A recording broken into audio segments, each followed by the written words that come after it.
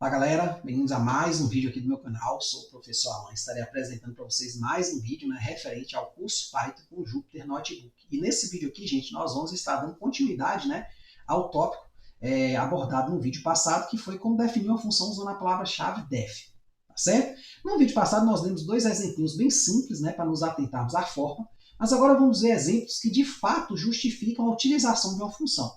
Nos casos passados, você pode falar, professor, mas você ensinou lá uma função para somar dois números, mas não já tem como somar dois números? Ou você utilizou uma função para calcular uma potência, mas não já tem como calcular uma potência de dois números de uma forma mais compacta? Sim. Mas lá, como eu falei, eu estava me atentando à forma. Agora aqui eu vou mostrar um exemplo que eu acredito que você empacotar o código que eu vou mostrar aqui dentro de uma função é algo vantajoso. Tá certo? Então, nesse exemplo aqui, eu vou criar uma função para calcular as raízes reais de uma equação quadrática. Então, primeiro aqui eu vou definir a minha função. Então, o que é a equação quadrática, antes de tudo? Lá por volta ali da oitava série, sétima série, se não me engano, você vê uma equaçãozinha dessa forma, que é a equação da forma ax ao quadrado mais bx mais c igual a zero. Então, a gente quer resolver isso aqui. A gente quer saber quais são os valores de x que, quando substituídos aqui, feitas as contas, zero isso aqui. Tá certo? Então, eu usei o quê? A palavra-chave def, botei aqui o nome Bhaskara, porque a gente conhece como fórmula de Bhaskara, e aqui dentro os argumentos, os valores de A, B e C, que são os coeficientes da equação. Tá certo? Daqui a pouco a gente vai ver uma aplicaçãozinha disso e você vai se lembrar. Aí, para calcular a equação, as raízes de uma equação polinomial do segundo grau, a gente começa calculando o delta, que é o B ao quadrado menos 4AC. Aí a gente tem casos aqui. Se o delta for maior ou igual a zero, eu vou poder tirar a raiz dele, ou melhor, a raiz dele vai dar uma raiz real, eu não vou ter problemas com isso. Então, eu vou conseguir calcular a raiz de delta. Caso seja negativo, aí eu botei o seguinte, só vou calcular o quê? As raízes reais. Aí, se você tiver um delta negativo, você pode aumentar esse código aqui, tá certo? Para que você aplique a todos os casos, com raízes reais ou complexas, beleza?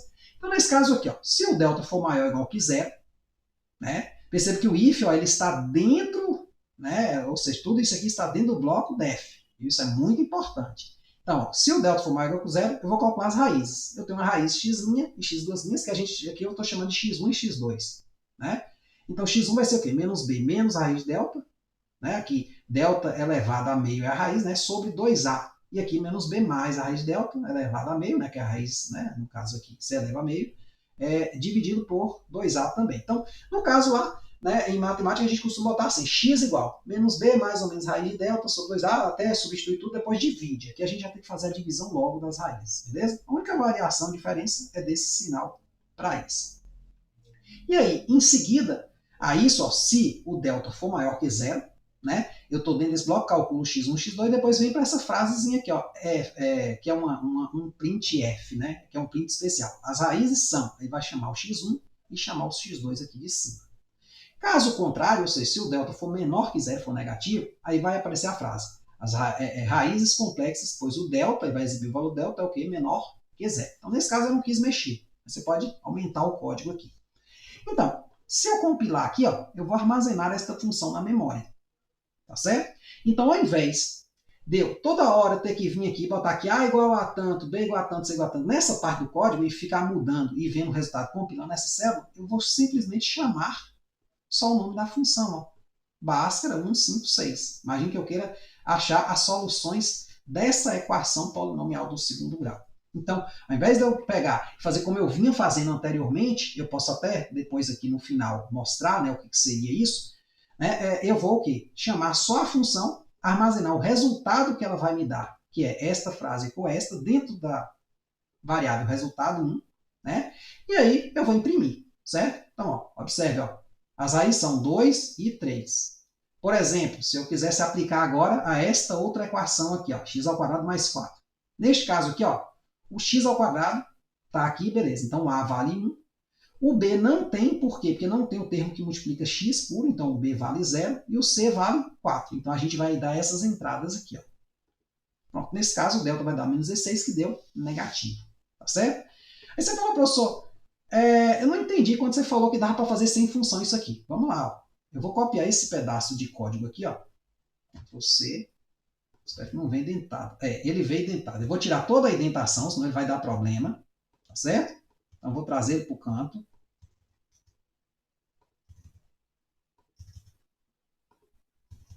Opa.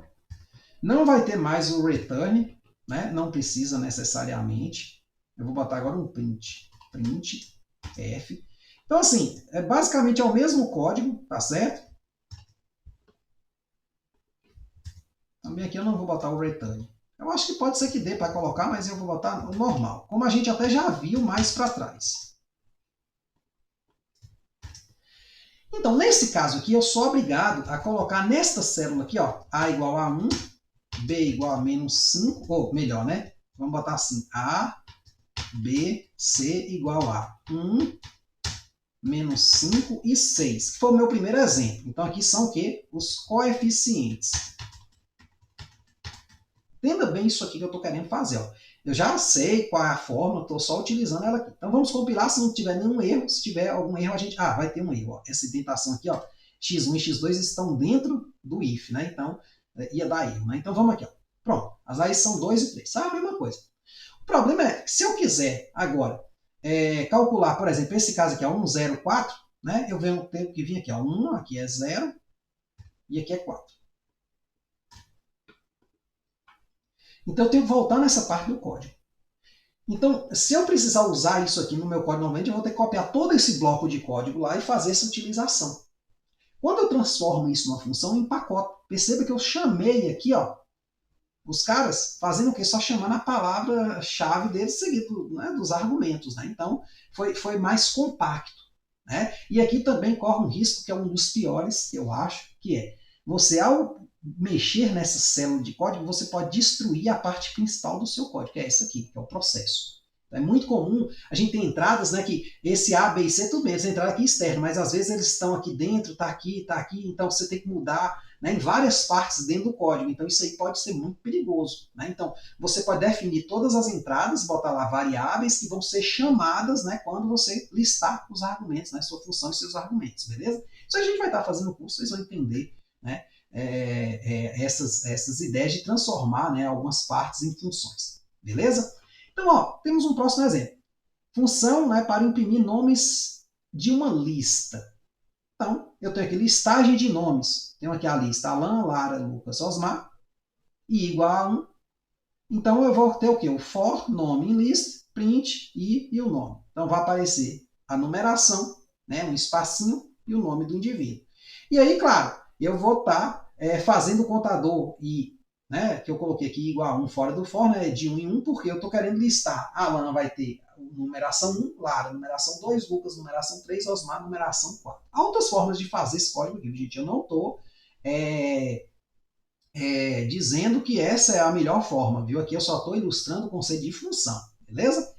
Então, nesse caso, ó, rodando aqui, a minha função foi o quê? Armazenada, tá certo? Aí eu vou chamar a minha função o quê? Só chamando o nome dela. Ó. Então, sempre que eu chamar o nome, ela vai imprimir essa lista aqui. Só que essa lista aqui, a gente vai ver depois, ela está interna ao código, viu? Então, isso aí tem uma diferençazinha dela tá aqui dentro ou tá fora do código. Aí a gente vai ver isso aí depois. Tá certo? Então, aqui é uma lista interna que vai ser impressa. Tá certo? Então, nesse caso aqui, toda vez que você chamar listagem nomes, que é o nome que eu dei aqui à função, ó, eu vou imprimir essa lista. Tá certo? Perceba que é uma função de argumento vazio, não tem argumento. Simplesmente eu chamo do jeito que está aqui. Beleza? Chamou, pronto. Imprime-se os nomes, né? Com a numeração 1, 2, 3 e 4, né? À medida que eu vou passando, né, por cada nome, né? Então eu vou imprimindo o i, que atualmente é 1, imprimindo o nome, que atualmente ele é o que? Ele percorre o elemento de indexação 0 aqui, ó, Alan. Aí o i aumenta de 1, aí eu venho para cá, percorro o próximo nome, que é Lara, o i agora já é 2, e o nome é Lara. Aí vai ser 2 Lara. Aí vou de novo. Quando eu volto, né, o i atualmente agora é 3, né? O outro nome aqui da lista, né, nesta ordem aqui, é Lucas, pronto, imprime 3, Lucas, e por aí vai. É muito importante, gente, que você entenda bem essas estruturas de código, tá certo? Claro que eu acredito que se você chegou até aqui, esse for aqui já não é mais mistério para você, beleza? Nem esse print aqui, por que botou esse F, né? Então, essas coisinhas, claro, eu acredito que você já consiga ler com uma certa facilidade. Claro que a ideia aqui é esse conceito, essa formatação, né? Para você colocar os seus dados, para você gerar algo que você possa chamar recorrentemente no seu código, sem ter que copiar todo o bloco de código, ou sem ter que voltar e alterar um dado aqui nessa célula. Você pode acabar destruindo ela. Quer dizer, sei lá, você vai inserir um número 1, apaga lá uns 2 pontos, apaga uma vírgula lá, e aí dá um erro, e aí você vai perder tempo com isso. Tá certo? Então é isso aí, gente. Espero que vocês tenham visto, espero que tenham gostado. No próximo vídeo a gente vai falar de como inserir uma função usando, né, lambda. Tá certo? Que é outra palavra-chave. Até a próxima.